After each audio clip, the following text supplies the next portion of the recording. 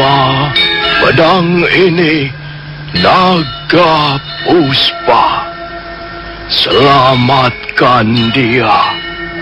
Jangan sampai jatuh ke tangan pendekar berwatak jahat.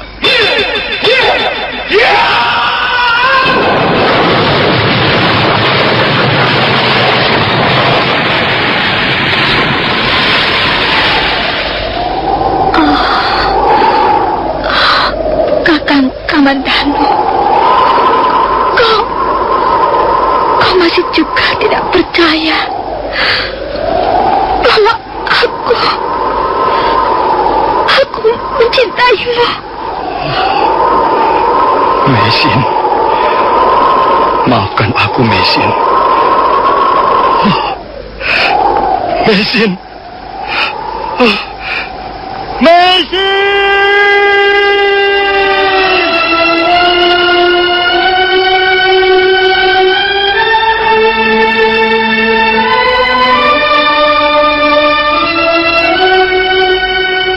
Tutur Tinula.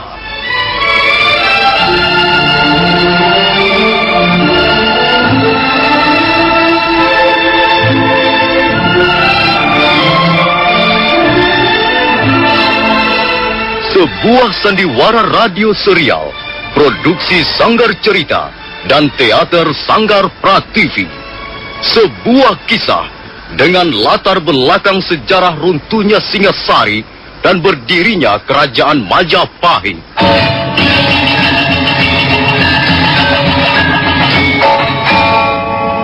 Sandiwara ini didukung oleh pemain-pemain radio yang sudah ternama. Ferry Fadli, Ivone Rose, dan Eli Ermawati.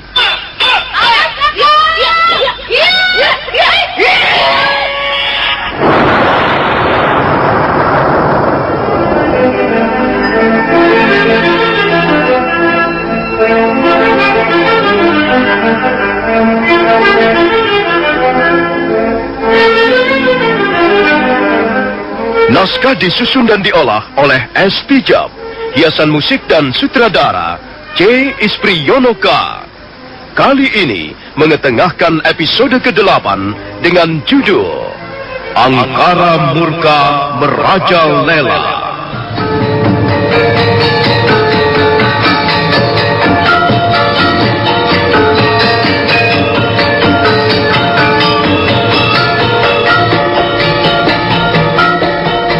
Dalam seri ke-219 ini didukung oleh para pemain Rusli sebagai Rangga Lawe, Ferry Fadli sebagai Arya Kamandanu, Nusri Nurdin sebagai Lembu Sora, Mas Doro sebagai Rawuridan, Heri Stiono sebagai Dia Sanggrama Wijaya, dan Asdi Suhastra pembawa cerita. Selamat menikmati.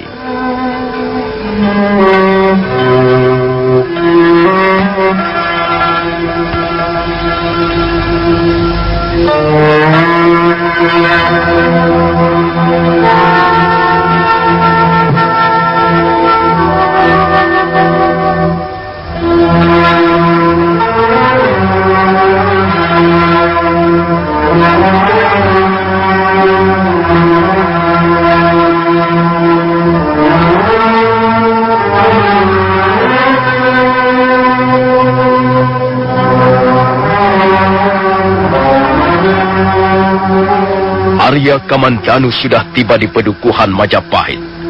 Rawuridan segera membawanya ke rumah kediaman Rangga Lawe. Malam itu, Rangga Lawe dan Lembu Sora tengah membicarakan hal-hal yang berkaitan dengan pertumbuhan dan perkembangan pedukuhan Majapahit. Rangga Lawe mengutarakan unek-uneknya. Dia tidak menyukai sikap Nambi dan Ramapati yang dianggap sebagai tukang-tukang mencari muka di depan Dia Sanggrama Wijaya. Lembu Sora memperingatkan agar Rangga Lawe jangan membuat keresahan di antara teman sendiri. Rangga Lawe merasa sangat gembira melihat kehadiran Arya Kamandanu. Arya Kamandanu pun merasa lega karena kehadirannya disambut dengan ramah. Akhirnya kau datang juga ke Majapahit, Kamandanu. Bagaimana keadaanmu sekarang? Hamba dalam keadaan baik-baik saja, Gusti. Hamba datang untuk memenuhi tawaran Gusti Rangga Lawe. Tapi hamba tidak tahu, apakah sekarang tawaran itu masih berlaku? Bukankah aku sudah berkata padamu, Kamandanu? Kapan saja kau mau merubah pendirianmu dan mau datang ke Majapahit untuk bergabung bersama kami, silahkan. Pintu rumah kami akan selalu terbuka untukmu, Kamandanu. Terima kasih, Gusti. Terima kasih atas penghormatan ini. Kau pantas menerimanya, Kamandanu. Kamandanu. Ya, Gusti. Tadi kau berkata bahwa kau datang tidak sendirian. Mana teman-temanmu yang lain? Sebenarnya mereka bukan teman-teman hamba, Gusti. Kami bertemu di tengah jalan. Kemudian hamba berangkat lebih dulu ke Majapahit. Entahlah sekarang di mana mereka. Tapi kemungkinan besar mereka menyusul kemari, Gusti. Jadi kau belum mengenal mereka? Belum, Gusti. Nampaknya mereka berasal dari daerah-daerah yang jauh. Ada apa, Rauridan? Ampun, Gusti Lumbosora. Ada orang-orang berkuda menuju ke Pedukuhan Majapahit. Mereka sekarang ditahan Kakang Rapodang di perbatasan. Semuanya ada 12 orang, Gusti. Apa maksud kedatangan mereka? Kalian tidak bertanya? Mereka semuanya ingin menghadap Gusti Sanggrama Wijaya. Nampaknya mereka juga ingin bergabung dengan Majapahit, Gusti. Kalau begitu, aku akan melihatnya. Nah, Kamandanu, kau bicara dulu dengan Ranggalawe. Aku akan melihat orang-orang itu. Ya, Gusti. Silakan. Aku pergi dulu, Ranggalawe. Silakan, Paman Lumbosora.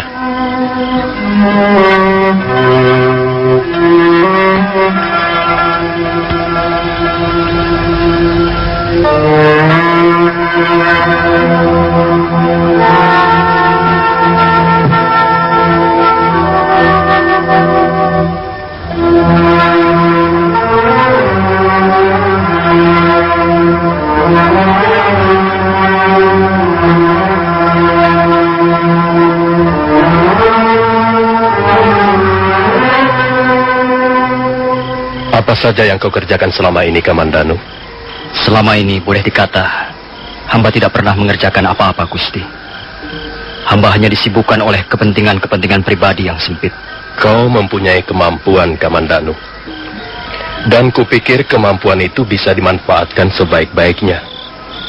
Majapahit membutuhkan orang-orang seperti dirimu, Kamandanu. Ya, Gusti. Mudah-mudahan saja hamba dapat menyumbangkan apa yang hamba miliki untuk suatu tujuan yang lebih luhur. Kalau aku boleh tahu, Kamandanu, apa yang membuatmu menerima tawaranku ini? Aku tahu, kau mempunyai pendirian yang kokoh, tapi tiba-tiba saja kau merubah pendirianmu itu. Apa sebabnya? Apakah kau mempunyai alasan-alasan tertentu, Kamandanu? Hamba mendengar banyak orang-orang membicarakan tentang Majapahit, Gusti Ranggalawe. Dan beberapa kali hamba melihat orang-orang berduyun-duyun pergi ke pedukuhan ini. Mereka datang dengan maksud dan tujuan yang sama. Ialah ingin bergabung bersama Gusti Sanggrama Wijaya. Dan nampaknya mereka sudah siap untuk berjuang. Mereka siap untuk melupakan kepentingan-kepentingan yang bersifat pribadi. Mereka rela meninggalkan kampung halamannya, meninggalkan anak istrinya, meninggalkan sanak keluarganya, untuk ikut berjuang membangun suatu tatanan masyarakat baru. Nah, hal inilah yang membuat hati hamba sangat terharu, Gusti. Hamba merasa malu pada diri hamba sendiri. Selama ini hamba terbelenggu masalah-masalah pribadi yang sempit. Hamba seperti mengucilkan diri sendiri. Tidak mau melihat kenyataan yang sedang berlangsung di tengah-tengah masyarakat. Karena itu, hamba segera memutuskan untuk merubah sikap dan pendirian hamba, Gusti. Iya. Syukurlah, Kamandanu. Keputusanmu itu sangat tepat sekali. Memang tidak sepantasnya seorang mengucilkan dirinya sendiri. Kamandanu, kukira kau sudah lelah sekali. Sebaiknya malam ini kau istirahat di sini saja. Besok pagi kau akan kubawa menghadap Gusti Sanggrama Wijaya.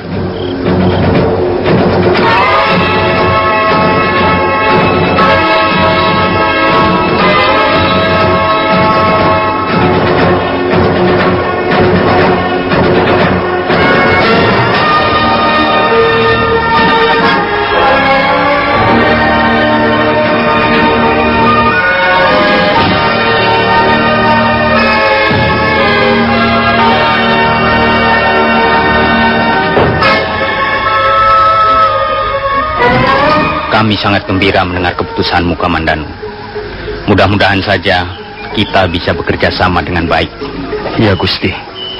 Mudah-mudahan saja hamba dapat mengabdikan diri hamba dengan sepenuh hati. Kau bisa menyumbangkan apa yang kau miliki untuk membangun desa ini, Kamandanu. Gusti Sang Ramawijaya tengah merencanakan sesuatu yang besar, dan kau bisa ikut ambil bagian di dalamnya. Hamba ini orang bodoh, Gusti. Hamba orang dusun. Hamba masih perlu dibimbing. Kau tidak perlu merendah seperti itu, Kamandanu. Kami pun orang-orang desa, karena kami pun tinggal di desa. Dan sebenarnya apa bedanya orang desa dan orang kota? Semuanya juga manusia biasa, Kamandanu. Semuanya memiliki kelemahan ataupun kelebihan. Janganlah terlalu membesar-besarkan persoalan kasta. Kasta hanyalah pengelompokan manusia dalam susunan tata masyarakat. Tapi pada dasarnya semua manusia adalah sama. Karena itu di depanku, kau jangan terlalu merendah. Kau tahu apa yang kumaksudkan, Kamandanu? Ya, Gusti. Hamba tahu. Nah, mulai sekarang, bersikaplah biasa-biasa saja. Tidak usah terlalu resmi. Oh iya, Kamandanu. Ku dengar kau mempunyai ilmu kanuragan. Apa benar begitu? Hamba memang pernah belajar ilmu kanuragan, Gusti. Tapi hamba hanya tahu sedikit saja. Kau mau kuuji? Hamba tidak berani menolak perintah Gusti Sang Ramawijaya. Aku mempunyai rencana atas dirimu, Kamandanu. Kalau memang kau mempunyai ilmu kanuragan yang cukup tinggi, kau akan kutunjuk menjadi pelatih kanuragan calon-calon prajurit Majapahit. Tapi sebelumnya aku akan melihat dulu sampai sejauh mana kemampuanmu. Kakang Ranggalawi. Iya, Gusti. Bawalah Arya Kamandanu ke halaman. Coba, ajaklah dia memainkan beberapa jurus. Baik, Gusti.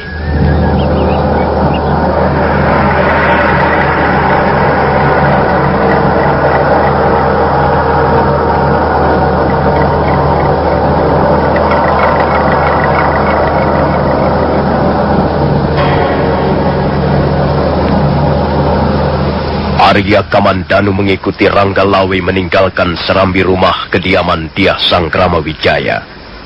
Mereka melangkah ke halaman depan. Tak lama kemudian, Dyah Sang Ramawijaya menyusul. Mereka bertiga sekarang sudah berdiri di tengah-tengah halaman. Kamandanu. Iya, Gusti. Apakah kau sudah siap untuk diuji kemampuanmu? Ampun, Gusti. Hamba sudah siap. Kakang Ranggalawi, silakan. Iya, Gusti. Nah, Kamandanu, marilah kita mainkan beberapa jurus agar Gusti Sang Ramawijaya bisa melihat apa yang kau miliki sebagai seorang pendekar, Kamandanu. Ampun, Gusti Ranggalawi. Hamba hanya sekedar menjalankan perintah. Tidak apa-apa. Kau harus bertarung secara sungguh-sungguh. Jangan main-main. Ini bukan barang permainan, Kamandanu. Kau akan diberi pangkat dalam ketentaraan oleh Gusti Sang Ramawijaya. Karena itu kau harus menunjukkan kesungguhanmu. Kau tidak perlu sungkan-sungkan kepadaku, Kamandanu. Baiklah, Gusti. Hamba sudah siap. Hati-hati, Kamandanu. Aku bukan sedang main-main ini. Aku akan bersungguh-sungguh menyerangmu.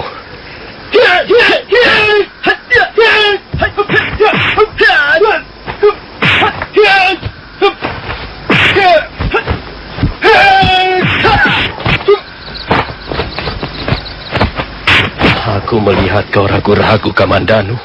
Sudah kukatakan jangan sungkan-sungkan. Kita harus bertarung bersungguh-sungguh, Kamandanu.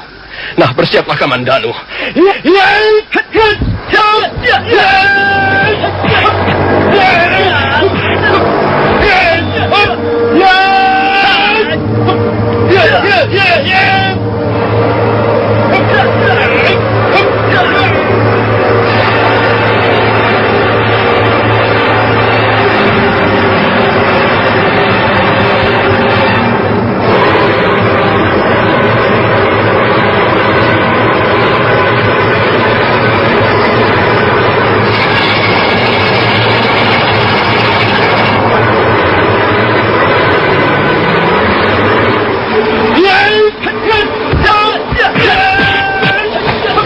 Semula Arya Kamandanu melayani serangan-serangan Ranggalawi hanya dengan ilmu kanuragan naga puspa tahap pertama.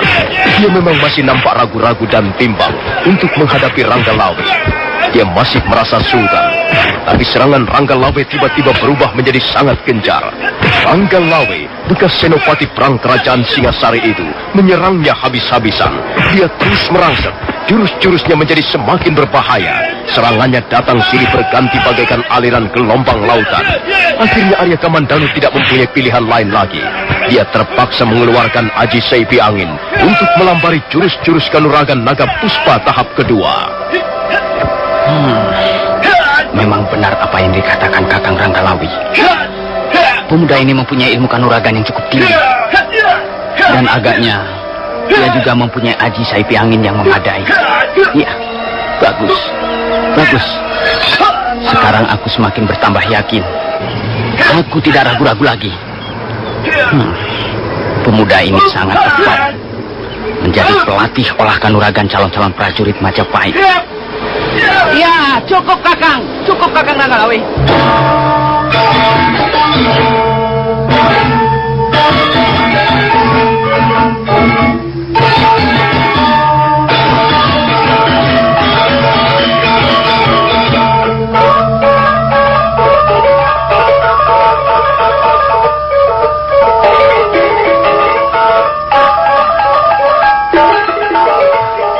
Bagaimana Gusti?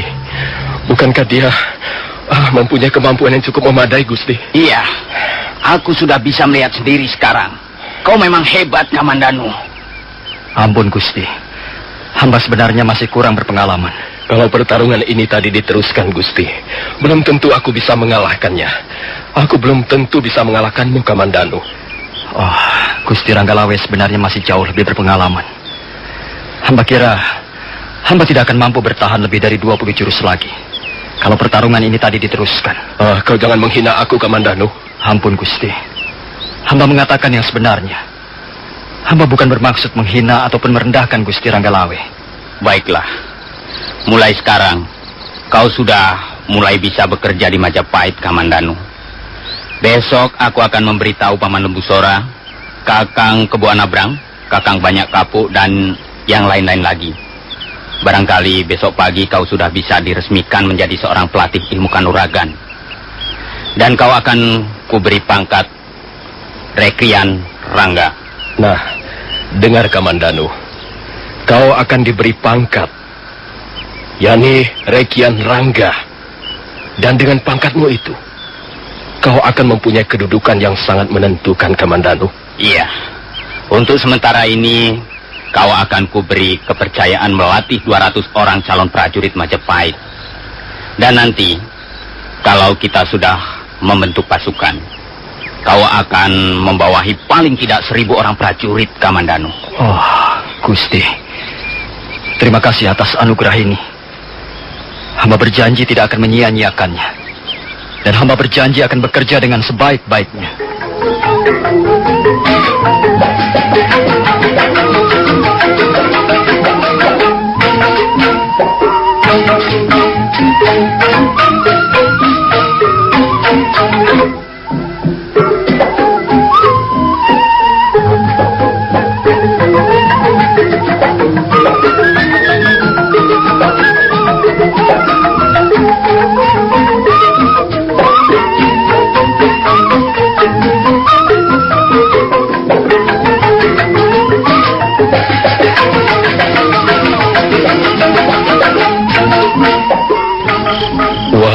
Paman Lembusora, Paman harus memberi selamat pada Arya Kamandanu, Paman. Sekarang ini dia sudah diterima secara resmi sebagai pelatih olah kanuragan. Gusti Sanggrama Wijaya sendiri yang memutuskannya. Bagus sekali. Aku mengucapkan selamat padamu, Kamandanu. Terima kasih, Gusti Lembusora. Semua ini berkat pertolongan Gusti Ranggalawe dan Gusti Lembusora. Juga berkat kemurahan hati Gusti Sanggrama Wijaya. Dia akan diberi pangkat Rekrian Rangga, Paman Lembusora. Saya kira keputusan Gusti Sanggrama Wijaya itu tidak berlebihan.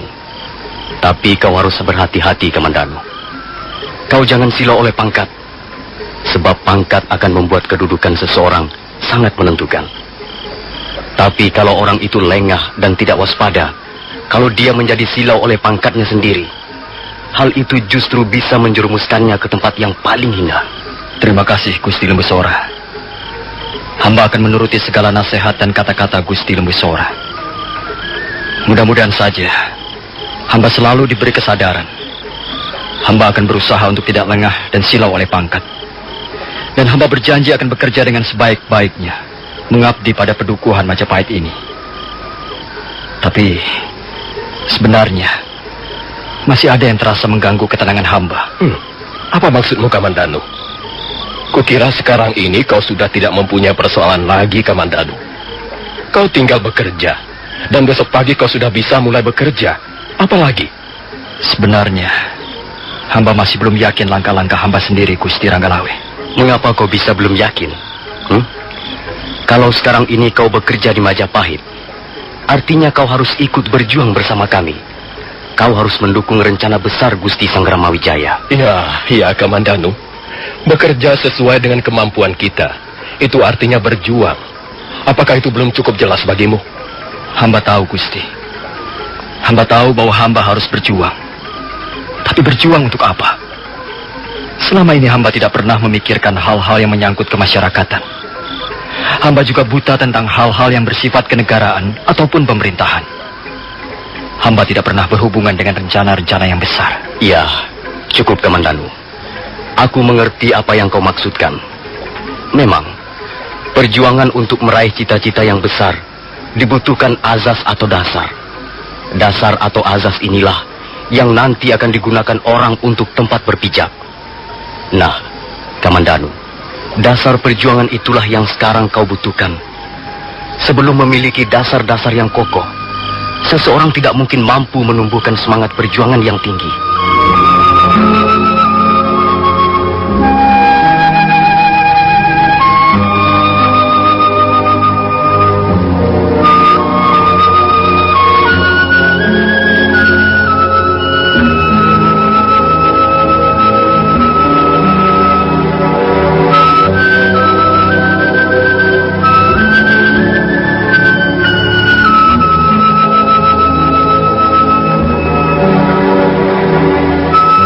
Secara jujur Arya Kamandanu mengakui bahwa dia belum memiliki dasar-dasar perjuangan yang kokoh. Lembu Sora menanggapi pengakuan Arya Kamandanu dengan sikap terbuka. Selanjutnya Lembu Sora menjelaskan tentang hal-hal yang berkaitan dengan dasar-dasar perjuangan untuk membangun tatanan masyarakat baru. Masyarakat yang lebih adil dan lebih bijak.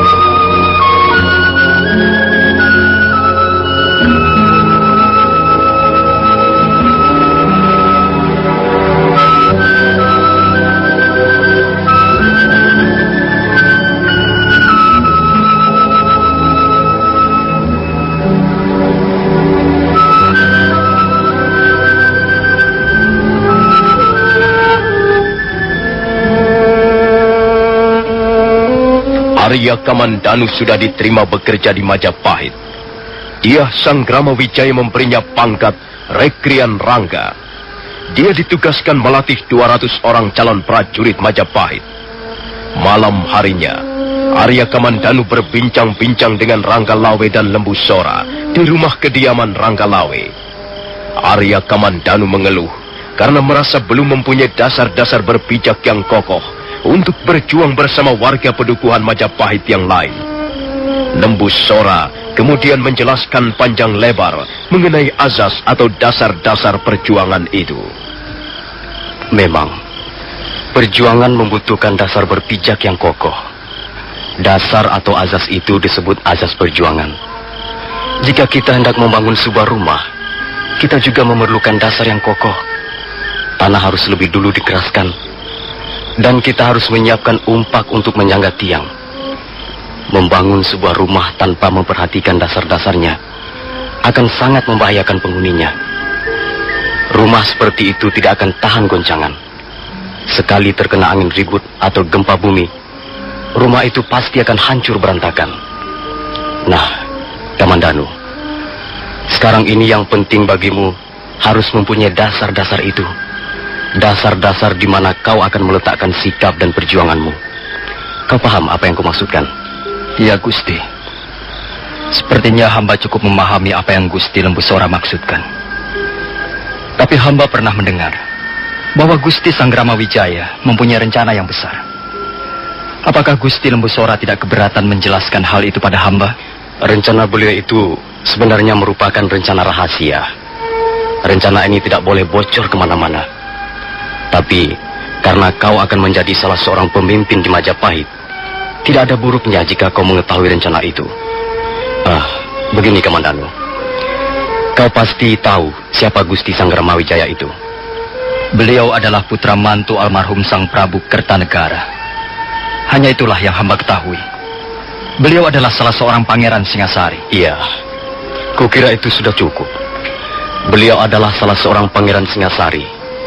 Kau pun pasti pernah mendengar bahwa beliau pernah menjadi pelarian ketika Jayakatwang memberontak bersama tentara gelang-gelang. Iya, Gusti. Hamba pernah mendengar berita itu. Pemberontakan Jayakatwang itu ternyata berhasil dengan gemilang. Singasari runtuh dan Jayakatwang berhasil merebut kekuasaan. Dan sampai sekarang ini, kekuasaan itu masih digenggam erat oleh Jayakatwang yang duduk di atas singgasana kerajaan Kediri atau Panjalo. Ketahuilah Kamandanu, raja, kekuasaan, wilayah kekuasaan, pemerintahan dan rakyat dalam ilmu ketatanegaraan disebut Panca Tunggal Kerama. Panca artinya 5, Tunggal artinya 1, dan Kerama artinya perkawinan atau persekutuan. Nah, jika kelima unsur itu tadi dilebur menjadi satu, maka akan terwujudlah bangunan sebuah negeri. Jadi sebuah negeri harus mempunyai seorang raja, dan raja itulah yang menggenggam mutlak kekuasaan di kedua belah tangannya. Tapi kekuasaan itu ada batasnya, dan batas-batas kekuasaan itu disebut wilayah kekuasaan.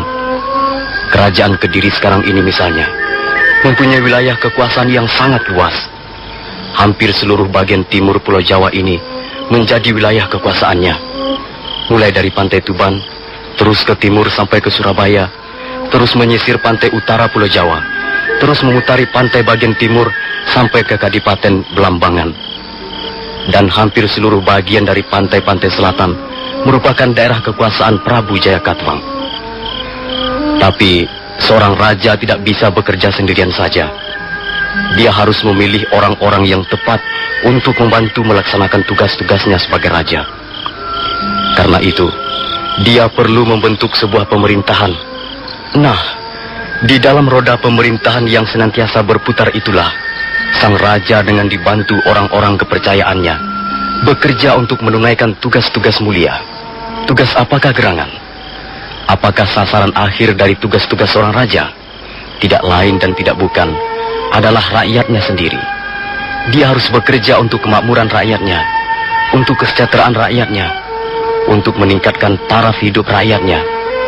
Kalau ada seorang raja yang bekerja bukan untuk membuat rakyatnya sejahtera, melainkan untuk kepentingan kelompoknya saja, itu namanya dia telah menyalahgunakan kekuasaannya. Dan raja seperti itu biasanya tidak akan tahan lama.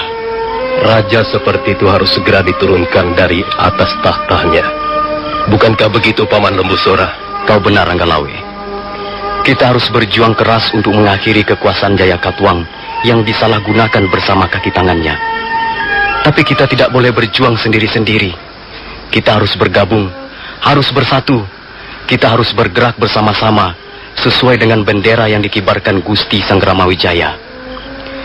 Nah, bagaimana Kamandanu? Coba, aku ingin mendengar pendapatmu. Ampun Gusti Lembusora, hamba masih belum bisa menemukan alasan-alasan yang kuat. Mengapa harus menumbangkan kekuasaan Prabu Jayakatwang? Kau ini bagaimana, Kamandanu? Jelas Jayakatwang itu raja sewenang-wenang. Dia dan kaki tangannya menindas kehidupan rakyat jelata. Di sepanjang perjalananmu dari lereng Arjuno menuju desa Majapahit ini, apa saja yang kau lihat? Ampun Gusti Ranggalawe. Barangkali hamba hanya melihat diri hamba sendiri. Karena itu hamba tidak bisa melihat yang lain lagi. Kalau kau belum melihatnya, kau harus melihatnya. Itu penting. Perjuanganmu akan sia-sia, paling tidak untuk dirimu sendiri. Kalau kau tidak tahu apa dan siapa yang kau perjuangkan. Paman Lembu Sora baru saja menjelaskan bahwa raja dan rakyat itu adalah dua unsur yang harus melebur menjadi satu, Kamandanu. Gusti dan Kawulo. Kawulo dan Gusti. Dua unsur ini tidak bisa dipisah-pisahkan seenaknya. Gusti tidak ada artinya tanpa Kawulo. Demikian pula Kawulo. Apalah artinya tanpa junjungan atau Gusti? Tapi Gusti yang berbuat seenak perutnya sendiri, yang membuat susah hidup para Kawulo, tidak diperbolehkan berkuasa terlalu lama. Mahkotanya harus segera dicopot. Baju kebesarannya harus segera ditanggalkan. Dan singgasana tempat dia bersemayam harus segera ditinggalkan. Raja seperti itu jelas tidak akan mampu membuat negerinya menjadi makmur, menjadi aman, menjadi tentram dan sentosa. Ya Gusti. Mungkin dalam hal ini hambalah yang bersalah. Hamba sangat kurang pengalaman. Seharusnya hamba sudah mulai memikirkan hal-hal seperti itu sejak dulu. Kamandanu, terlambat tahu jauh lebih bagus daripada tidak tahu selama-lamanya. Nah, sekarang begini saja Kamandanu. Ayo, kau ikut aku. Aku tidak senang membujuk-bujuk orang, Kamandanu. Aku tidak senang menghasut. Mari kita lihat sendiri, dengan mata kepala kita sendiri, seperti apa kehidupan rakyat Kediri sekarang ini.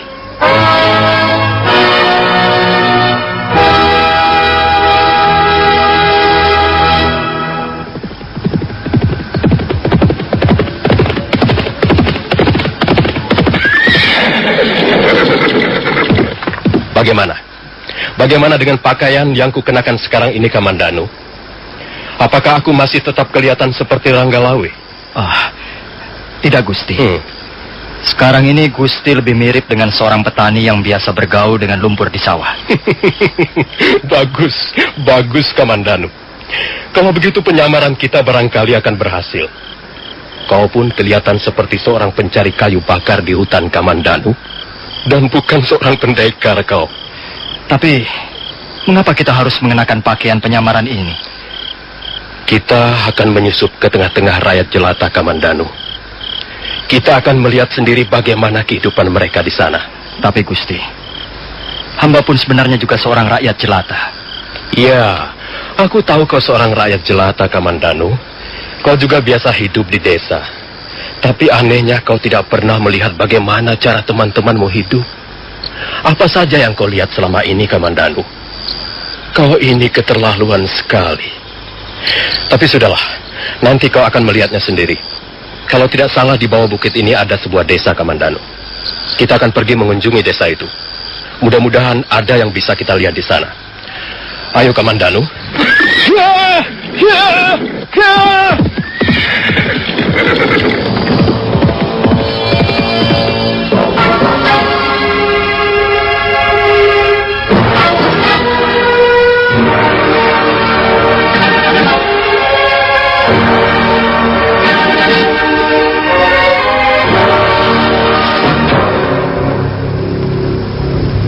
Setelah keluar dari perbatasan desa Majapahit, Arya Kamandanu dan Ranggalawe berkuda menyusuri daerah yang berbukit-bukit. Mereka naik ke atas pinggang Gunung Penanggungan, dan sebentar kemudian mereka sudah turun kembali. Menjelang tengah hari, mereka tiba di sebuah bukit, dan mereka melihat ada desa di bawahnya. Desa itu bernama Desa Sukayatra. Kemudian mereka memacu kudanya menuju ke Sukayatra.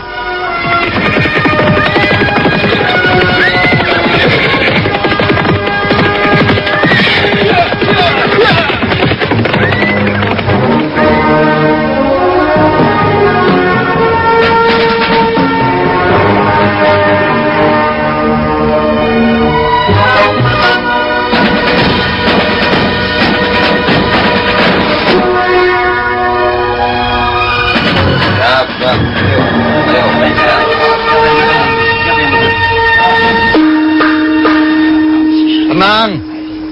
Dengarkan, hai warga desa Sukayatra. Dengarkan semuanya. Aku adalah Kepala Desa Sukayatra.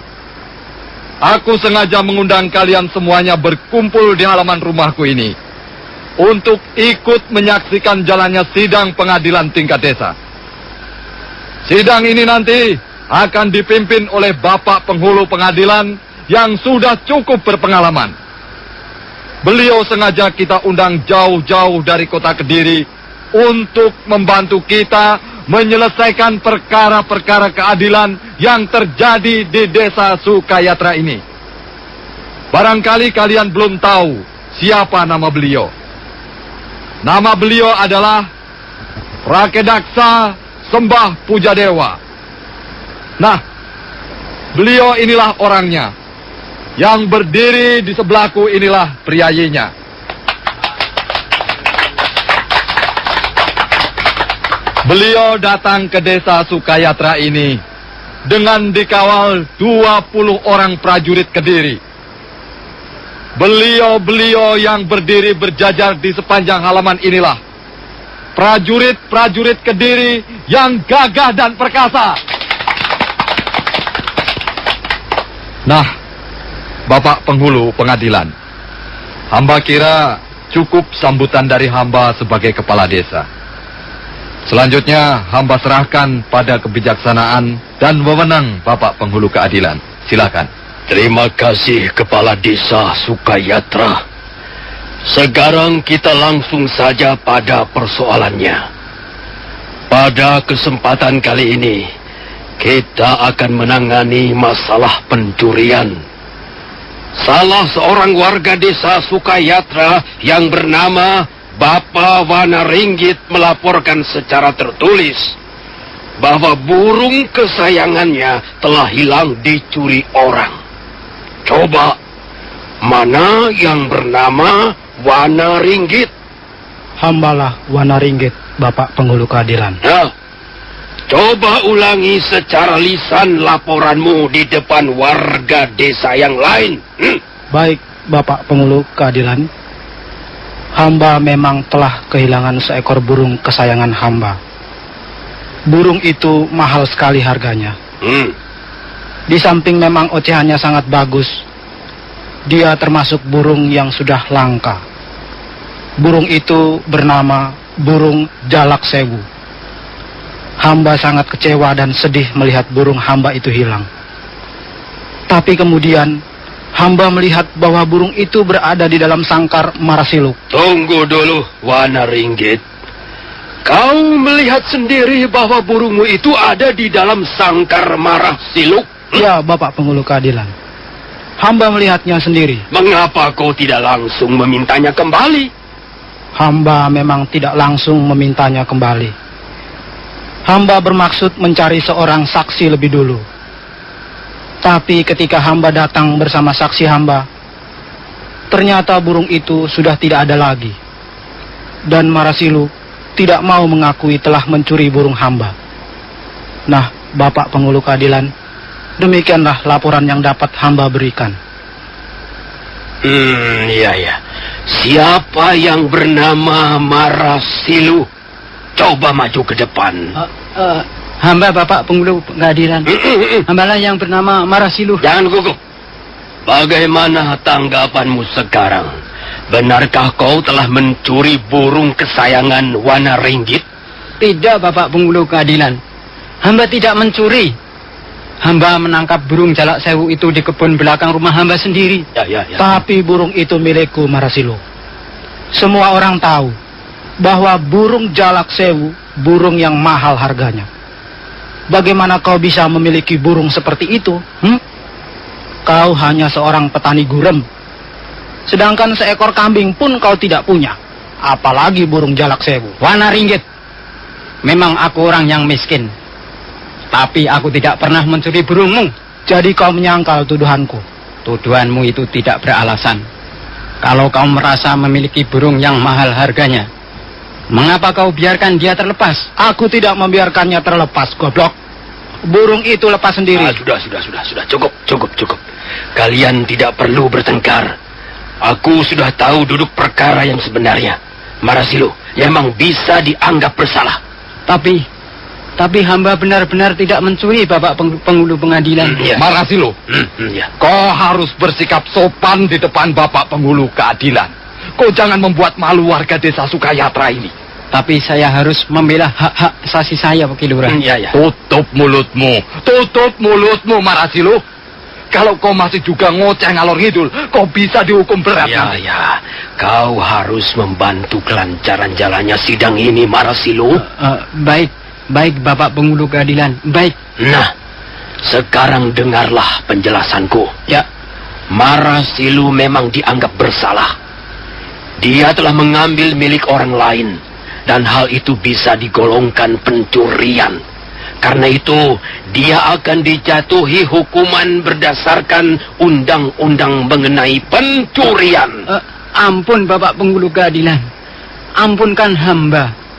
Hamba benar-benar merasa tidak mencuri. Hamba jangan dianggap sebagai pencuri, Bapak Penghulu Pengadilan. Hamba menemukan burung itu di kebun belakang rumah hamba sendiri. Hamba bermaksud menjual burung itu. Hamba memang orang melarat. Tapi hamba tidak pernah bermimpi menjadi seorang pencuri. Dia itulah pencurinya. Wanaringgit itulah pencuri. Dia telah mencuri harta benda kami, rakyat kecil. Dia telah mencuri ternak kami. Dia telah mencuri tanaman yang kami rawat susah payah setiap hari. Tutup mulutmu, Marasilo. Kurang ajar. Lancang sekali bicaramu. Kau jangan merasa dirimu baik, Wanaringgit. Semua orang tahu siapa kau. Kau tengkulak. Kau penipu. Kau menjerat warga desa Sukayatra dengan hutang-hutang yang berbunga besar. Kau itulah sebenarnya pencuri tengik. Setan alas kau, Marasilo. Kuhajar kau. Jangan main kertak sambal, Wanaringgit. Sebelum kau memukul, akulah yang akan memukulmu lebih dulu.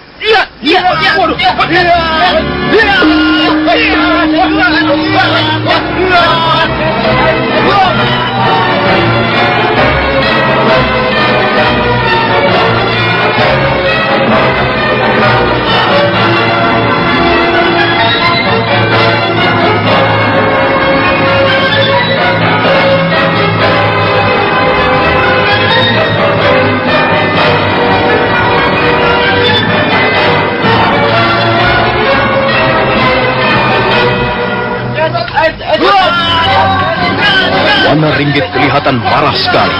Demikian juga Marasilo. Tapi dia sama sekali tidak menduga bahwa Marasilo akan menyerangnya. Halaman rumah kepala desa Sukayatra menjadi ribut.